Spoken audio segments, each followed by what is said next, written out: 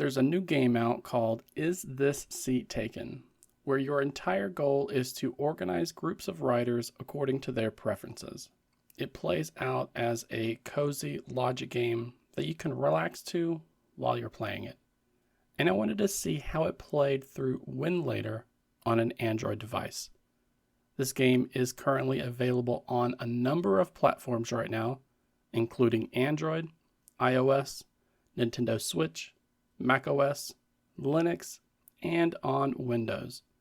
It's the Steam release that I'm emulating right here in today's video, and I'll be sure to include all of the Winlator Container settings toward the end. So far, I've been playing this game using the touchscreen, but as you can see here, it will work with a mouse as well. It's been nice being able to play this casually on the couch without needing to pull out a controller or a handheld console or any other accessory. The ultimate goal is to put all of your passengers on the bus so that they can get from point A to point B. But along the way, you'll learn that some of them will have certain preferences, with some passengers enjoying a window seat. You'll notice other passengers that have a specific friend that they would like to sit next to, while others actively dislike sitting next to certain people for various reasons. So while the overall goal is rather easy, you can see the layers of logic here starting to create something that goes a lot deeper. And as the game goes on, you'll see the environment change from seats in a little taxi to music events that span across multiple tables to a wedding reception with members from both sides of the family. With just about every situation out there, almost all of us have our preferences when it comes to where we sit. And Is This Seat Taken? Is a fun, charming way to explore this idea, while adding a little bit of challenge along the way. So I highly recommend you pick it up on your platform of choice, because it's just a fun game to play through. Here are the settings that I'm using within the Game Hub emulator for Android. So we have it set at 720p. And the container settings are as follows. I'm using Wine 10 right here, the default translation parameter, the latest system driver for the Snapdragon 8 Elite.